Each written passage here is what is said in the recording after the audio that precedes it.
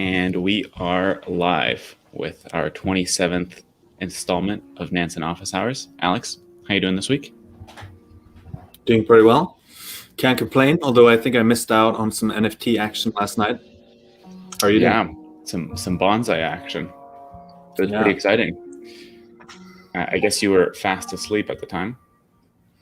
I was. I did wake up to a bunch of people discussing how much money they were going to make on their bonsai NFTs. And then I realized it was too late for me. So at least on the minting. When people are already counting their money, I think it's generally a bit too late. Yeah, it could be. It's really fun participating in those launches, though. It's like a little loot box, and you can just see what you get, offload the bad ones, keep the good ones, and it's a fun little game. Yeah, we've gone through that playbook before, right? So you try to figure out what the most rare ones are in your collection. Then you offload the floor NFTs to basically make back your investment, and then so the game is really to figure out what the rare ones are as fast as possible. Like, what are the most attractive NFTs, the most valuable ones in your bag? Yeah, I'm gonna mute this music actually because it's I like it, but it's a bit loud. Okay, go for it. All right. Boom. All right. So yeah, we've got a few interesting things to cover today. Where do you want to start? I think we could start at the top of the funnel with God mode, with hot contracts. Should we just dive in?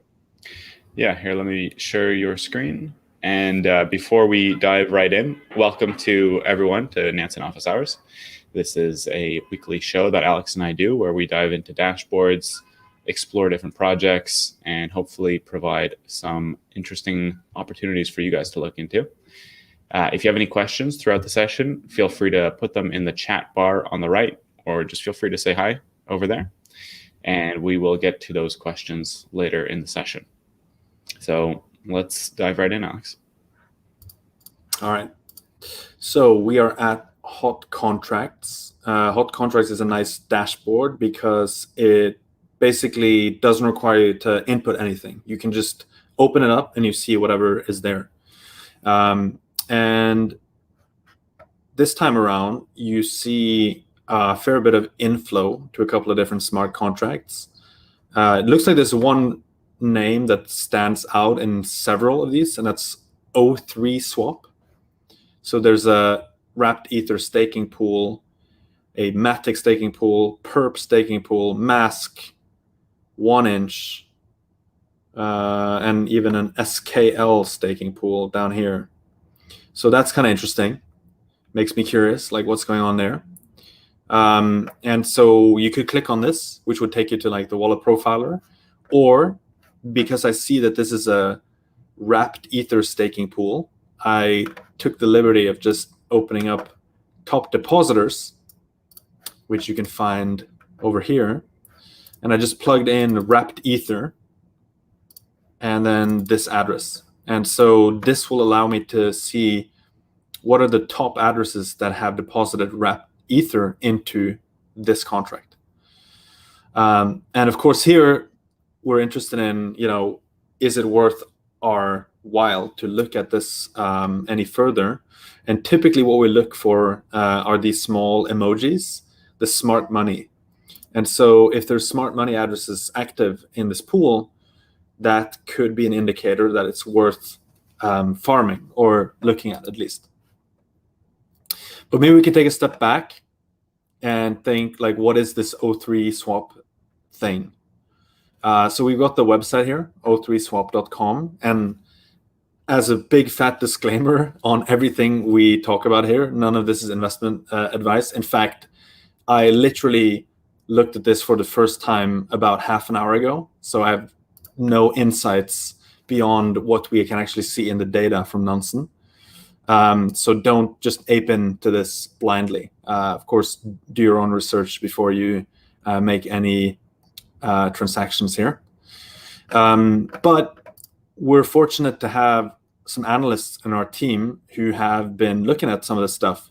And so maybe we could just give a brief summary of what this is all about. So O3 Swap, it's a cross-chain aggregation protocol which allows users to access multi-chain liquidity sources on one platform. So it allows users to swap different tokens from different protocols. And it supports major tokens on Ethereum, BSC, Huobi Chain, and Neo. And it launched its single token liquidity mining event yesterday. It's called Icing Sugar Mining. And there are 6 single-sided vaults available.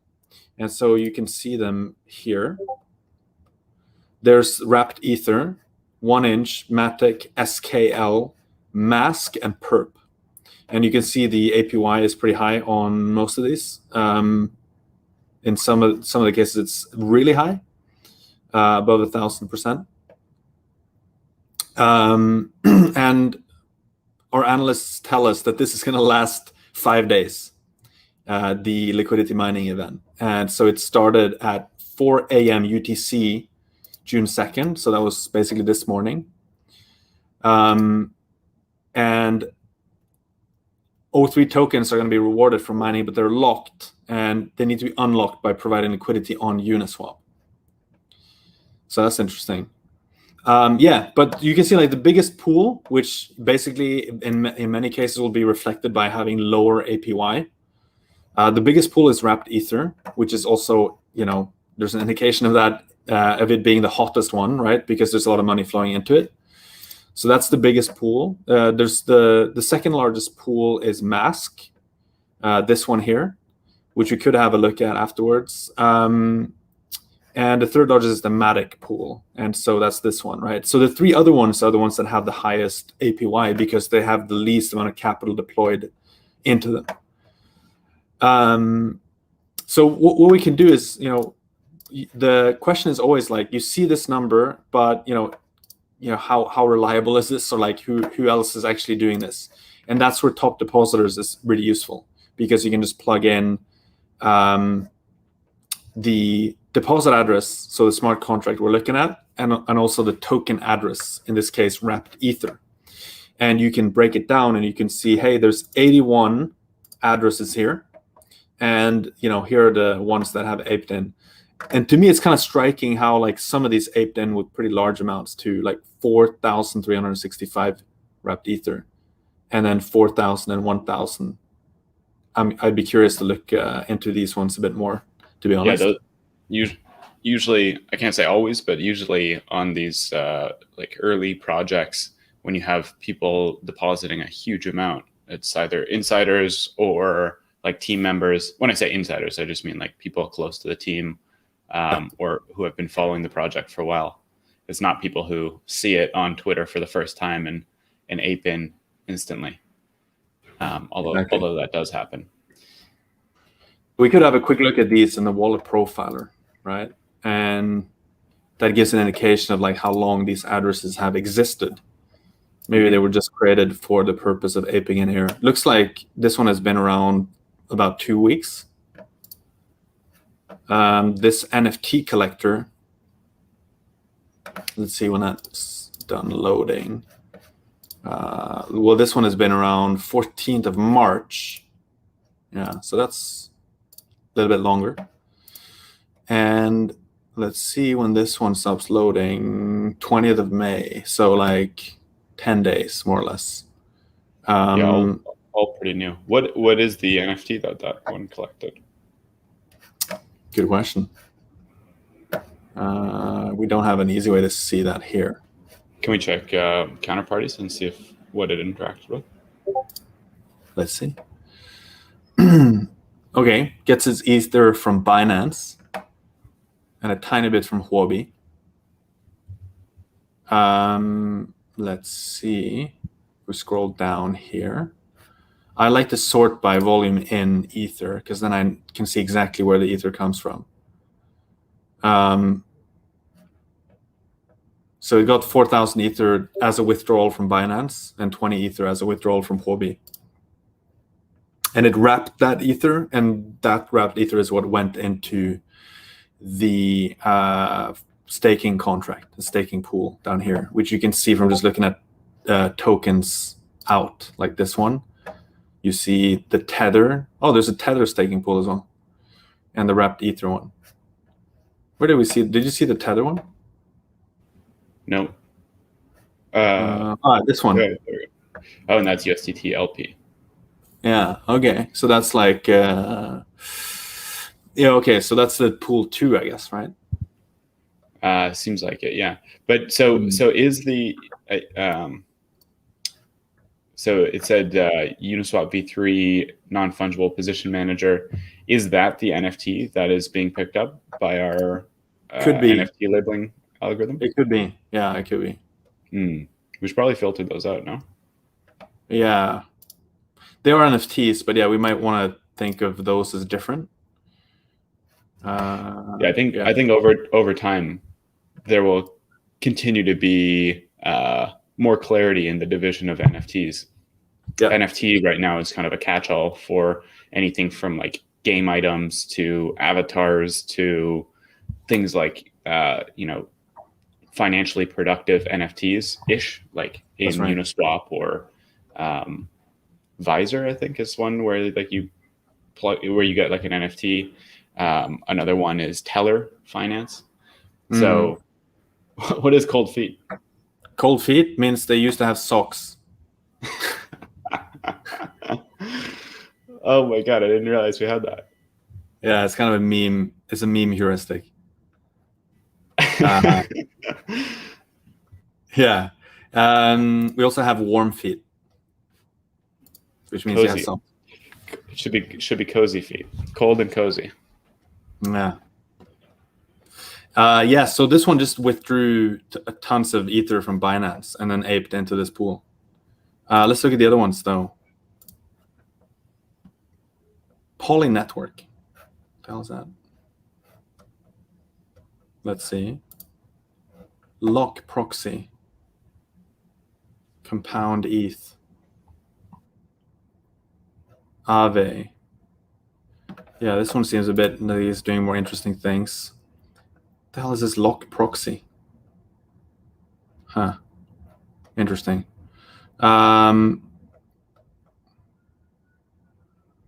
Yeah, this one is doing other stuff, though. It doesn't seem to just have been created for this, at least. And then maybe the last one. Let's look at this one. Cold feet as well. This one received Ether from a CDP creator and then 2 ETH millionaires. And yeah, it wrapped it. And then it sent the tokens. Okay, USD. Okay, so this one is actually doing, yeah. Well, I guess we could check if it's dumping or if it's actually just providing liquidity. I recognize the name there. The ENS address. This one?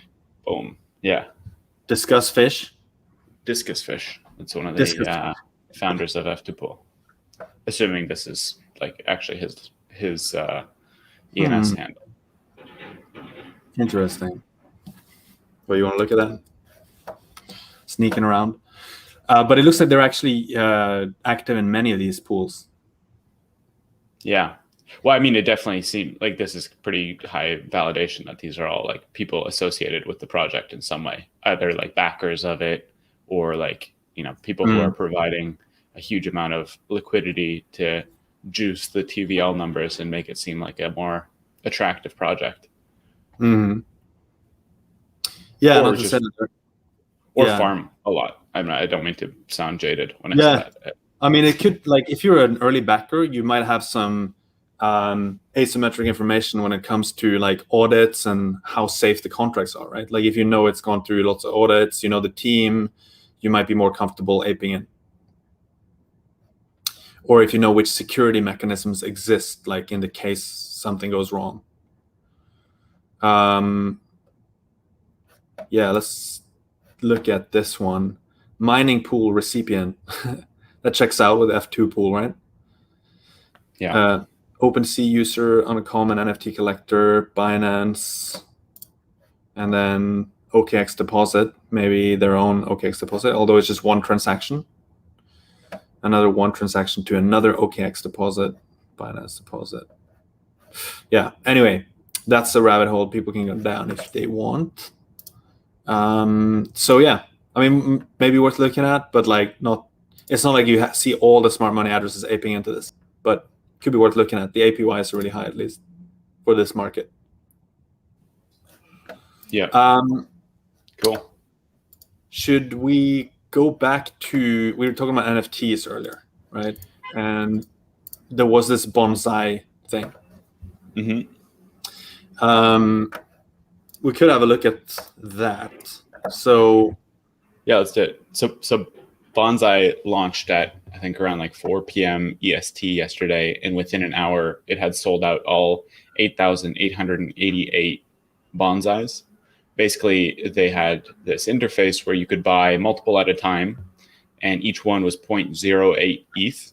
And as we were saying at the very beginning, it's kind of like a loot box. So you buy one of these, or you buy a batch of them, and you don't know what you're going to get until you actually buy it, and then it shows up in your wallet. Here, you could check which bonsai you had received on OpenSea, although it was very slow to load, and in fact, still to right now, not all the bonsais have loaded on OpenSea. But you would see that it had 8 different unique attributes. And this concept of attributes is, I think, common on a lot of different NFT projects. So, for example, like Bored Ape Yacht Club has different attributes, or Meebits has different attributes, or CryptoPunks have different attributes. And the goal, or kind of the hope when you're buying these, is you get some rare attributes. So here, some of the rare attributes were, for example, in the background here, you see this crystal tree. This is called like Elder. Like that's the name of that style. So it's got like elder bark. It's got an elder mantis. This one is floating on an elder pot or something like that. And so these are like just this is one of the rarer attributes. Other ones have like golden bark or golden leaves or golden apples hanging from them. So the 8 attributes off of memory here for bonsais were the pot that they're in, the bark, the leaves, the fruits, the number of fruits, the pets, the ground cover, and I can't remember, maybe I'm missing one. And so based on the combination that you get, there's a certain value that you kind of like make up initially for what that NFT will be worth. Was it this NFT? Yeah. And so I think there's like a couple things that are interesting about this sale that make it kind of notable. One is the community was fantastic. It was really interesting seeing the Discord when the collection sold out in an hour and they made an announcement about it. I've never seen so many emojis get slapped on a post so quickly. It was crazy to watch. It was just like the numbers were racking up on these different little emojis that were commented on the post. And you could tell that there was like truly a lot of people engaged. And so I think one big thing about all these NFT projects is like, is there a community? Are there people actually engaged with it? Or is it like a few big whales buying it? Yeah. And that's something we'll look into in the data right now. Is like, how many people actually bought? Is it just a few whales that have collected it? Here, they also introduced kind of a new mechanism that I hadn't seen before, which is if you hold a certain amount of NFTs, you get a certain rank.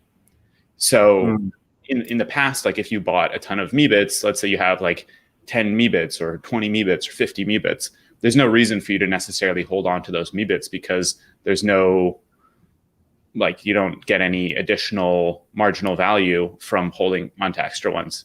Here they had this tiering system where can you go back to the site? I don't remember what the numbers are. If you scroll down a bit here. Keep going, keep going, keep going, keep going, keep going, keep going. There. So they've got this concept of like the garden society. And so if you hold a certain amount, then you access kind of this new rank. And so here, like let's say you bought 13 NFTs and normally you would sell 8 to like recoup your investment. Here you might only actually sell 3 because you want to stay like a shohin. So we'll see. This is like the first time I've seen this mechanism to kind of keep people bag holding their their NFTs. We'll see what they introduce as perks for these different tiers. I remember seeing this for normal ERC20s, like Hedgic had this tiers as well, and I think Alpha Homora also has that. But yeah, I haven't seen this for NFTs. Yeah. So I'm excited to see how this one plays out. As I mentioned, on OpenSea, they haven't fully rendered. So it's not like, I would say the rarity tables aren't fully accurate yet. And by rarity tables, I mean, like if you scroll down here a bit and you look at the properties, when you look at this, you can see like it shows the percentage that have these different stats. So here, this one's not too rare. But if you were to find one that has like elder bark, you would see, okay, there's only like less than 100 trees that have elder bark. Or if you have crystal ground cover, like that's very rare. Yeah, so here's one with, what is it, golden bark. 6% have this trait. Cool. Maybe you can give a little sneak peek on some of the stuff we're doing around NFTs internally. Yeah, absolutely. So I'll let you explain it in a sec, but one thing I'll mention is, like, as I said, a lot of these different projects have this concept of attributes, and it's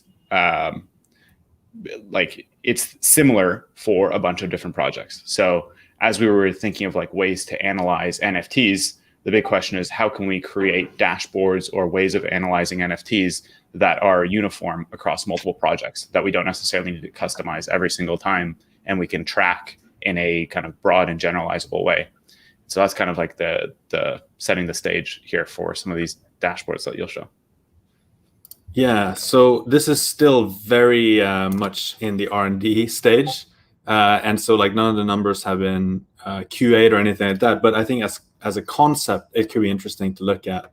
So this is an overview over the last day, looking at different NFT collections.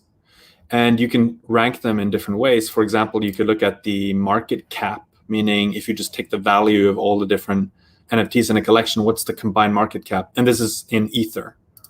So CryptoPunks would be like 188,000 Ether in this case, while something like Bored Apes would be 15,000. You can look at how many NFTs are in the collection. You can look at the traded volume. So CryptoPunks, Bored Ape, Yacht Club, and Bonsai that we just looked at is number 3 here. And then from this, the idea is that you can drill down, right? So let's maybe look at 2 different ones. Like let's look at Bored Apes and look at Bonsai. I think it could be interesting to look at 2 different ones because Bored Ape has more history, which means it has more data, right? So it's perhaps we'll see more interesting stuff looking at that.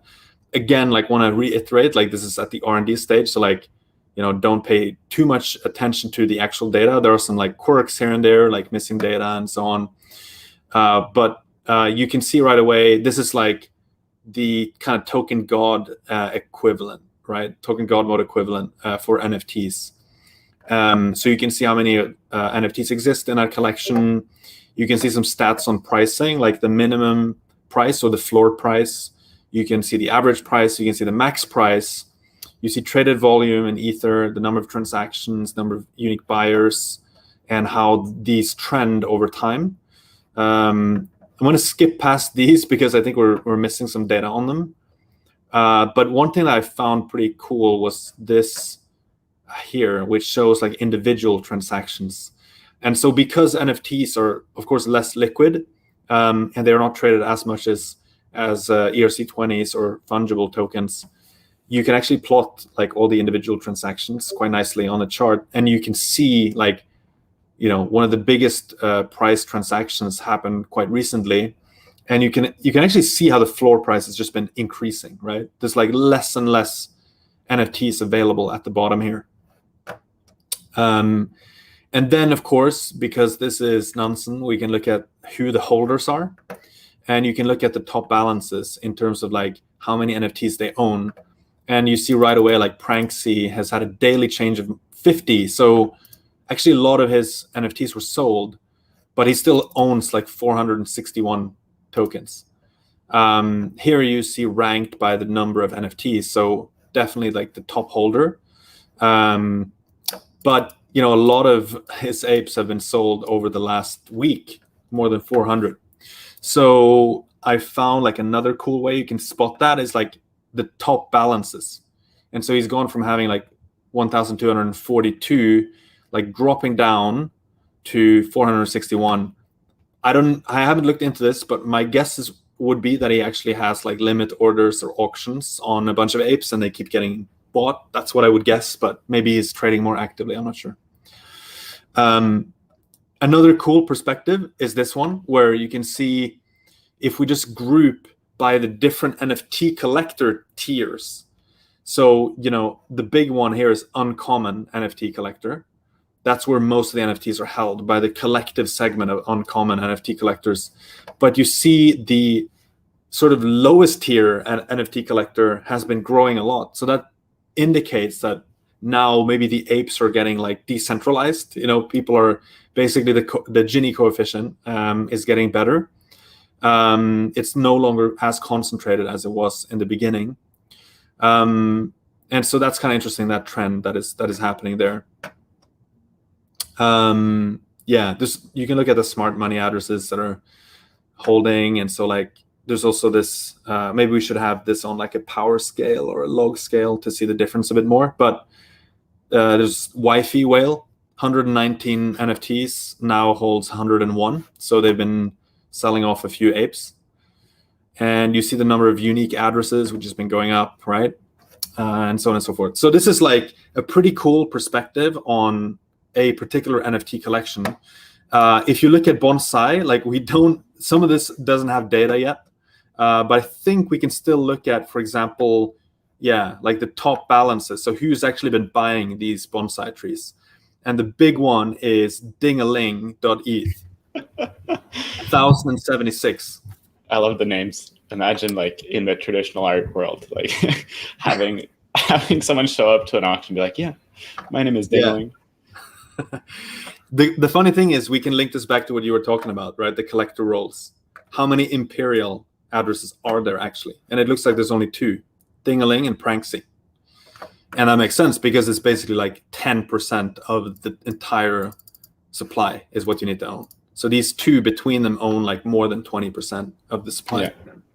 And so here's where it like goes back to being an interesting mechanism, because normally, as we just saw with Bored Ape Yacht Club, Pranksy would be offloading massive amounts. He offloaded 400 already this past week, which is good. I mean, it's that's kind of the game. He helped buy up the entire collection at the beginning and made it a successful launch. And so now it kind of makes sense that he offloads some of them and it becomes decentralized again. But here it's quite interesting to see what will happen when he, like, if there's enough incentive for him to remain an imperial collector of these bonsais, he may only actually sell like whatever it is, eight bonsais here. Yeah, I think another perspective that is quite cool here is that it actually gives more value to the floor NFTs, because the floor NFTs are cheap, so you can use them to rank up, right? So that's an interesting point. Yeah, so it kind of makes it like if you're Pranksy, right, and you have 896, and you can sell off like 8 NFTs. Do you sell the floor ones or do you sell like the higher value ones? Probably I would sell off like some of the higher value ones to try to recoup some of the investment. Yeah. We got a couple of questions here in the chat. Our friend Igor asks, do you need to pass an IQ test to access this NFT dashboard? Okay, so yeah, we're showing you this mostly as like a sneak peek because it's being worked on, and like we are doing our best to ship this, right? But we just wanted to show you like this is happening. Like we have a lot of this data ready, but of course we need to QA it properly. We need to deploy it to the front end into the new platform, etc. So the answer is no, you don't. You just have to wait for us to ship it. But it's hopefully going to happen pretty soon. And it's not just going to be for like these specific NFT projects, right? Like any of the projects that are shipped, which adhere to like the ERC 721 standard or other NFT standards, will be immediately available in this dashboard. So yeah, As with most dashboard launches, we will most likely be QAing it and doing some beta tests with the VIP and alpha customers. Yeah, that's right. So Igor, you're covered on that one. We'll we'll let you know when we start rolling this one out. Yeah, exactly. The best way to get access to early new dashboards is by being a VIP or alpha customer. That's right. Shill alert, shill alert, shill alert. Shill alert. Yeah. Okay, but maybe we can show people stuff that they can actually use. Cool. Yeah, let's do it. So actually, one thing I wanted to show that we skipped over was this counterparty dashboard, or the wallet profiler for the ZenFT Garden Society address. So again, looking at this, the bonsais, right? If you just look at the sale contract, you can also see Dingaling and Pranksy and Wifey Whale aping in with Ether into the sale. So you see them there, and like, if you follow Pranksy or Wifey Whale, you know that the stuff they do tends to do pretty well. And so this alone is like pretty valuable as well. And anyone who's a Nansen subscriber can use this dashboard. I used this before aping in. Like when I was looking at it yesterday, I got in before Pranksy, so that he didn't account for my decision. But one thing I did look at was that Dingaling had put in a bunch of ETH. So it was like, okay, some people are taking big risks. But then beyond that, I was excited to see that there was a pretty long tail of investors at different price points. So we see, a few people at 8 or around that range. We see a bunch of people around the 4 range, but then it really extends into 2,000 plus holders, which is always really good to see, because again, it means it's kind of a more distributed project. You don't have these huge whales who are just looking to recoup their investment and dump on people. So it seemed like a pretty healthy collection. Yeah. And there's no specific numbers. One question I get asked quite a bit is like, people look at these numbers and they don't really have a baseline to measure against. Right. They're like, okay, I see these stats, and I don't really know like what is relevant. I would say it's more like kind of intuition over time. But again, it's just keeping in mind, like, okay, there's a few big collectors, there's a long tail of smaller collectors. There's a kind of good distribution of people in between there, and you just kind of analyze that. It's not always about specific numbers. Maybe this is a good time to explain this table, which maybe is a bit overlooked and misunderstood because it's a bit more abstract. But down here we have like one row is one address. Here we have one row is one label. And so that means you can think of these as like segments of wallets. Of course, they can be overlapping in some cases, but it's a pretty good breakdown of like the different NFT collector segments. So uncommon NFT collector, that segment as a whole aped in 306 Ether. But you can look at, say, legendary NFT collector, and they aped in 91 Ether in total. And then you have like rare NFT collector, smart money, which is that's kind of like an alpha leak in itself, like to look for that and see if there's smart money aping in, because that's just like one number. And it's a pretty good summary of like how much smart money has been aping into this. And so I would probably look at this one as well sometimes. It can sometimes offer a more aggregated perspective than like looking at the individual addresses that you see down here. So both of these are definitely useful. A couple notes here. I think this table would become more useful if, if smart money had its emoji, just so it pops a bit more. The second thing would actually be if we had a column in here which was percentage of segment. So we see here something like uncommon NFT collector, but just to give some context on like if that's relevant, like what percentage of the uncommon NFT collector segment has participated in this, or what percentage of OpenSea users segment has participated in this. And so people can get like kind of a reference point of like, oh, actually, 10% of all OpenSea users have bought this collection. Or I like that. That's very cool, actually. Yeah, I like that. The closest thing you can get, I mean, it doesn't really answer that, but like number of addresses you could look at least, and you'd know that like at least 576 uncommon NFT collector addresses ape. But you're right, like you don't know what's the baseline for this, like how many are there. Yeah, real quick when we wrap this one up, maybe we can check on the dashboard, the beta dashboard. Again, disclaimer, it's in beta for APYMon. There's someone in the chat who asked, "What's the APYMon Alpha?" And yeah, I want to see if it actually pops up. Yeah. Sorry. Let's see.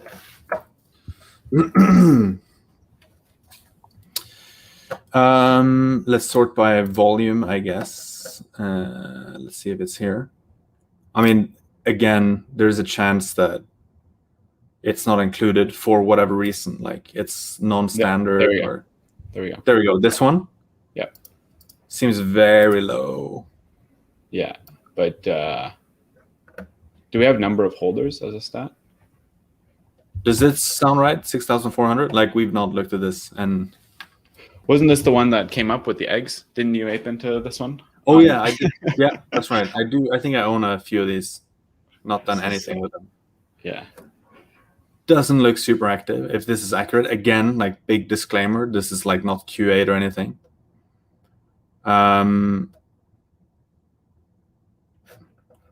Dingaling. Really? Dingaling owns like 434. This one has 2 Gs. Is it the same person? Oh, is it like a fake Dingaling? Oh man, that's smart. If it's wait, hold on. Can you go back to the wallet profiler and see what the other address labels are? Maybe they have both. It's not the same. No, it's not the same. I just want to see if they own both. 0x54, 0x60. Is this like an imposter Dingaling? Can we check if there's token overlap? Like, you know, the what's that? Oh, like yeah. So yeah, let's just you mean like check the pair profiler, right? Yeah. To see if there's any transactions between the two. So now I'm just pasting in these two addresses to see if there's any direct transactions between them. They could be anyway, right? Because they could have done like NFT trades with each other. But let's see if there's any or any transactions between them. It's pretty funny though if it's like an imposter. Okay, there's a bunch of these, but it's from the supposed imposter. No, wait, no, here's one. There's a good enough amount of back and forth that it seems like it's probably the same person. 3 Ether from 2. Yeah, okay, this looks like an actual just transaction between them. So would imagine that this is the same entity. Yeah, man. Would have been a better story if it was. Yeah, they used to own the other one too. There we go. Wow, this is actually quite cool. The NFT collectibles owned, that table on the right. Oh yeah. Oh, that's pretty cool. We didn't even look at this NFT wallet profiler yet. Yeah, it's because it's you can see all the transactions they made for different NFTs.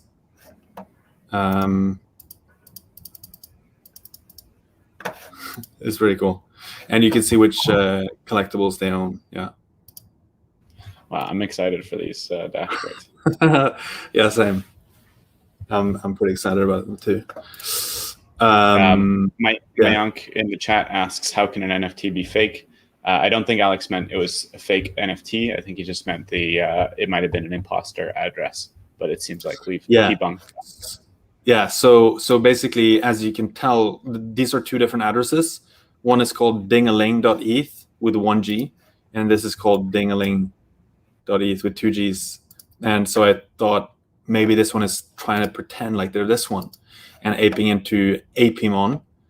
But then it looks like it actually used to own Dingaling with 1 G and probably sent it to the other one. And also we found some direct transactions between the two in wallet pair profiler. So it indicates that it's probably the same entity. It's probably not an imposter. I don't see why the real one would send ether to the imposter. That it just doesn't make much sense. So it's pretty cool. Like I think can conclude that just looking at the on-chain data. Yep. Let us transition onwards here to non-NFT things. Yes. There's a couple options here that Ed and Young provided us. We can do either Abacadabra money, or we could do Eternity chain. Yeah, maybe we could look into. So Abacadabra money is the spell token, right? I think so, yeah.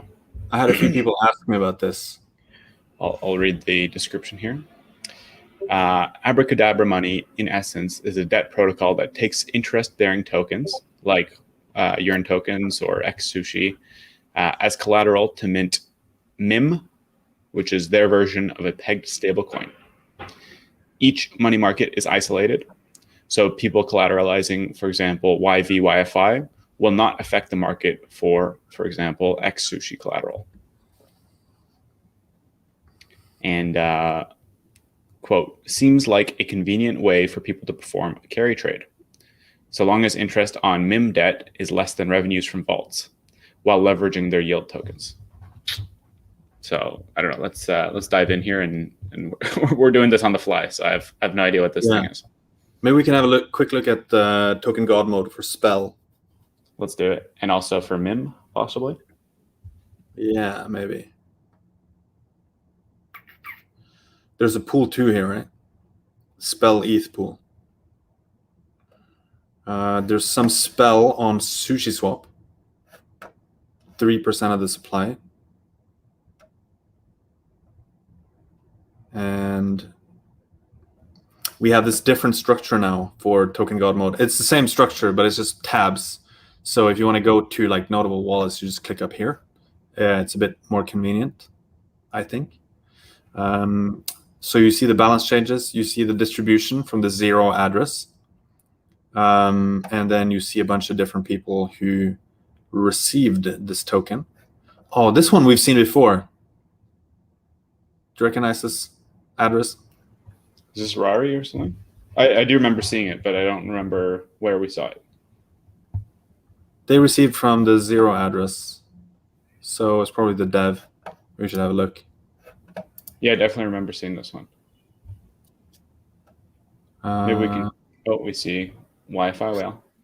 By the way, the linking is now a lot better as well in token god mode. So you can now just click on addresses, and it opens like wallet profiler for token, which is pretty neat, because then you can like much more quickly like drill down on stuff. Yeah. So here you see this one address that it has all these like yacht like. I like it. Addresses. These are pretty cool ENS domains. They're pretty funky. Diamond Hand Rocket, Diamond Hand Ape, Double Diamond Target. Yeah, it's pretty cool. Pretty cool address. Truck. So maybe you can sort by the timeline to understand, like, they received a bunch of tokens from the 0 address, and then they sent some to maybe to provide the initial liquidity. Mint, yeah, exactly. So they created, they set up some range for the liquidity.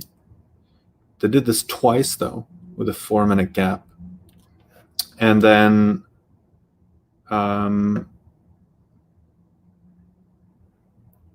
they provided more liquidity, I guess,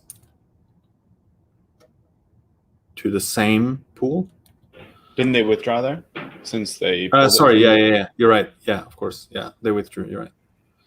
And then they withdrew a bit more, and then they sent it back. I guess maybe to see everything was working or something. I don't know. And then they staked some, or they received some from the staking. So probably they're doing pool 2 stuff here, right? In fact, so this is Okay. SushiSwap and Uniswap. Okay, yeah. Uniswap V3 and SushiSwap. Yeah. Okay. So maybe we can look at the top depositors for the SushiSwap pool. Actually, I'm gonna bring up a separate link here. You could do the wallet profiler, but I'm gonna just do a little shortcut to top depositors.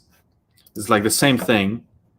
You just grab the address, paste it into deposit, and then you put the spell token address here. And voila, there they are again as the top depositor into the sushi pool. In fact, they're like doing 7.3 billion, which is a lot. Yeah, what's the price of this thing? Let's have a look. Okay, funny formatting. Okay, 0.1 cent, like 0.001. Yeah. Okay, 0.0013. Yeah. 286 million market cap, minted market cap, I should say.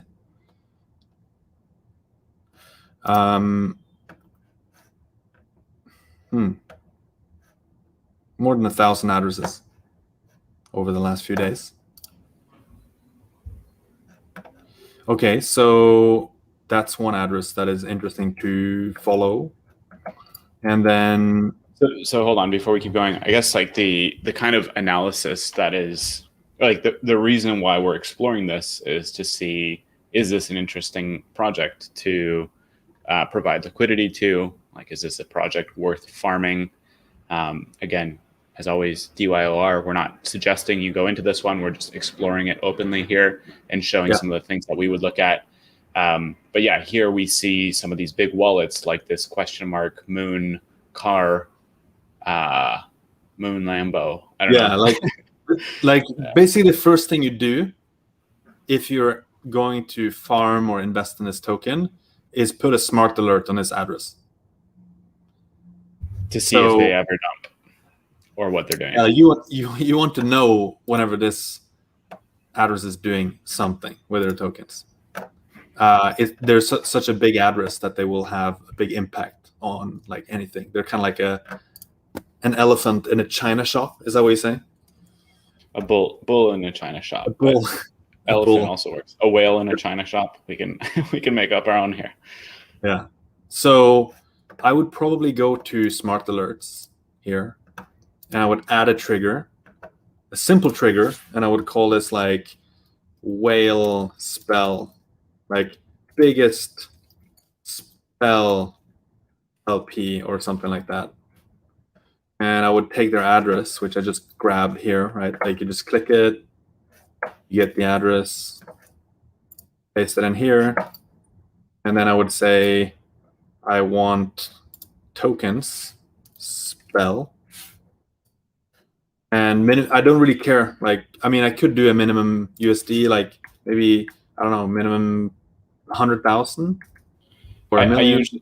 I usually check what the liquidity is like on the exchanges, like the depth, the +2 -2% depth on CoinGecko, which is actually quite impressive right now for such a new project. It's 175K. So because the pool 2. Yeah, well, because of this guy, yeah. So I would kind of take that so he can like rug that liquidity really fast, right? Yeah. So I would take that kind of as a reference point for what is considered a significant move. So, if he's moving 200K, that the price, if he were to sell, will move at least 2% up or down. At least 2% up or down. You could also maybe argue that like whatever this one does, you just want to get notified because they could rug in the next transaction if they do a small one, But yeah, I would say when you're kind of making this decision, this is kind of like a micro tweak. Yeah.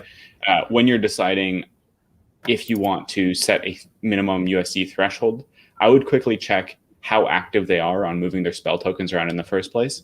Here we saw that they really just are. They're pretty stable.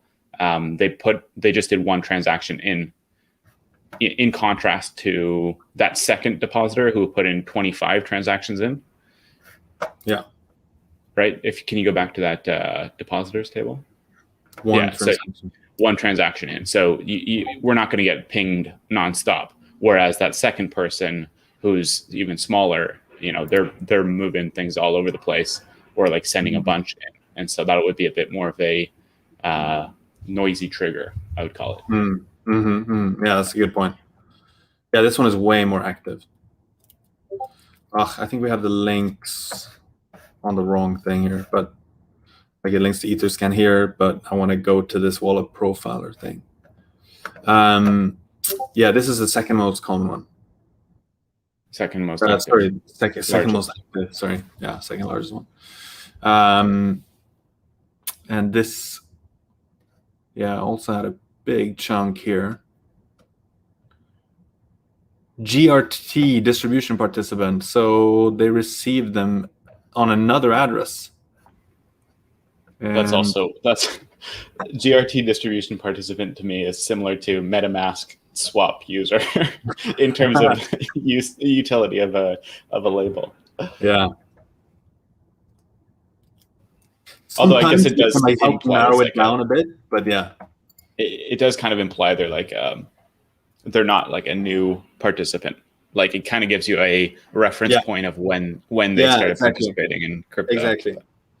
But yeah, it is true. In fact, like the way we surface which label to show is based on frequency. So like the more rare ones get surfaced, which is like you see they have a bunch of other labels too, but these are like even less useful. So GRT distribution participant is like the most useful label we have. Well, useful-ish. Yeah, the most useful, relatively speaking, but still not super useful for this one. But yeah, so that probably indicates that those two are the same entity, though, which is kind of cool. Like I would probably want to investigate that a bit more. I just wanted to check where here, sorting by time. Oh, is this like a cheeky way to try to hide that they got this? Like they put the tokens into a Uniswap V3 position, moved the NFT, and then started withdrawing? Or no, maybe they just bought it. Like let's have a look here.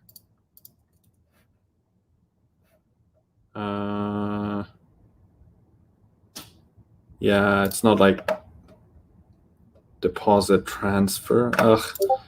This, I guess we don't really have very good transaction actions for Uniswap V3 yet. But it's a router. My guess is that they actually bought them.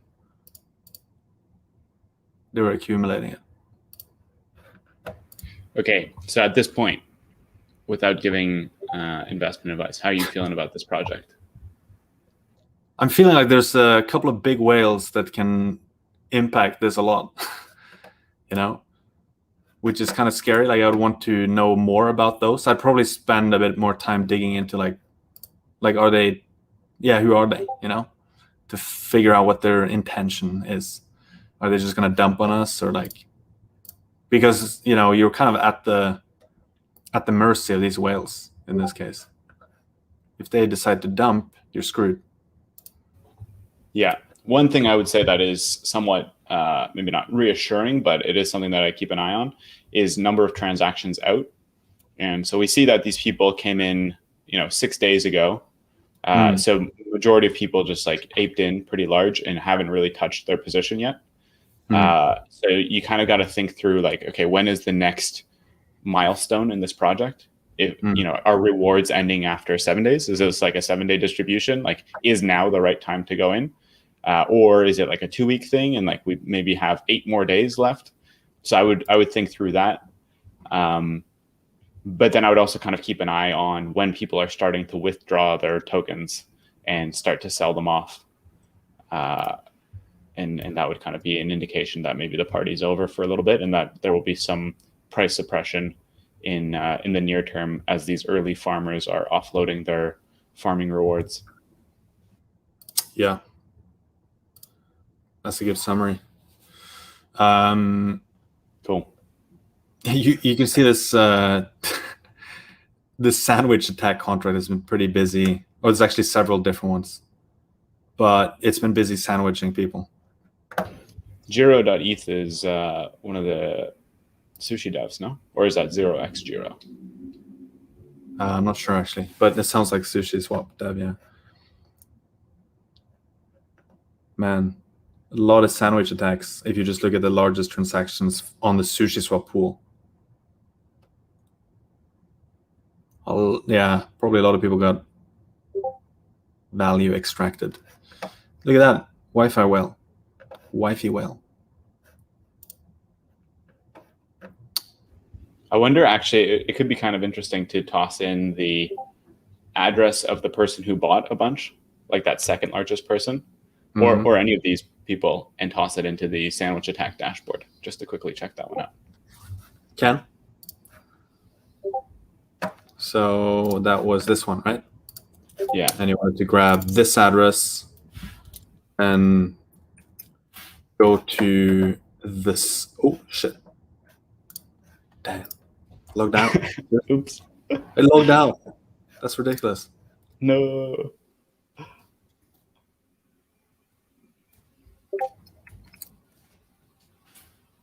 People can email me. Yeah. Oh, well. Send your fan mail to that email address. Yeah. All right. Let's do sandwich attack. Boom. How much do you think they've been sandwiched for? I think 100,000. No, that's maybe too much. 50,000. You mean in total? Well, they are a pretty big ape, actually. I would say 50,000 seems fair. Might take a while. Should we do prices right style here, as close as possible without going over? But you stole my bet, though. All right. I'm going with 73,000. 73. Okay, I'm sticking to 50,000. Place your bets in the chat, ladies and gentlemen. It is loading. It is very slow. I'm gonna hold my breath. Very, very slow. Lots of calculation. Yeah, how come it is so slow? I have no idea. I don't think it used to be this slow. All right, something to be looked into. Maybe we have a bug. Let's see. I'm just going to restart it or refresh it, see if that works. It sounds like we have a bug. Ooh, no data. Sounds a little bit strange. But maybe it's true. Maybe they've not been sandwiched. Let's try another one. Let's try our friend here. Let's see if this is... Oh, here we go. Wow. Wow. $500,000 sandwich. Wait, is this Wi-Fi whale we're looking at here? Yeah. Oh, wow. These are the risks of being an ape. So some of the it's like the cost, right? It's the cost of being an ape, but you know, good chance it was worth it. Yeah. Actually, most of it is on spell, though. Interestingly. Well, recently. But yeah. So can you remind us how to read this? Oh, sorry. Yeah, these I thought it was sorted by size, but it's not. It's sorted by date. Yeah, the recent ones are spell. So each sandwich attack should be read as a triplet here, right? So there's attacker, right. Victim, attacker, and that's the concept. They're literally like a sandwich. So the attacker is the bread, and the victim is the ham, or the cheese, if you will. So here you see this is one sandwich attack. You see the dates are the same, right? Yeah. And if you click through, you'd see the actual transaction. And so this one is like 1.8 Ether. Can we see it sorted by extracted amount, just to see how? Yeah, the only thing, yeah, we can do that. Can? Oh, but it doesn't sort. Yeah, it's sorted like irrespective of the unit, which doesn't make much sense. But like this is the biggest one, 16 wrapped Ether in one transaction. That is quite the sandwich. Yeah, that's wild. That might Okay. have been right when Keeper launched, actually, end of October. Probably, yeah, probably. Cool. But it's the cost of aping, right? It's not necessarily. It's not like he lost money, like in totally probably made tons of money just aping in, but that is the cost, right? Someone extracted this amount from their DEX trades. Yeah. Cool. Shall we start wrapping up here? Yeah, I think that's all we have time for today, actually. Cool. We do have some extra notes here from our analysts, so maybe we can link those in the show notes afterwards here. Mm-hmm. But yeah, thank you everyone for joining. We had pretty solid engagement here in the chat today. We got some good guesses on those on the sandwich attack amount: 10,000, 66,000, 51,000. But yeah, thank you everyone for joining. Anything to add before we wrap up? I think it could be a good idea to check out the kind of macro dashboards as well for people who are interested in like the sentiment in the market. So it could be an idea to look at like stablecoin master, to look at inflows into exchanges, look at ETH tracker to look at the same, like how much Ether is flowing into exchanges. Because of course, what is on everyone's mind these days is like what's happening in the overall market, like the macro picture. So that could be a good thing to look at, in addition to doing all these kind of niche deep dives that we're doing in these sessions here. Exactly. Cool. All right. Thank you, ladies and gentlemen, and we will catch you next Wednesday. Yeah, it's been fun chatting. See ya.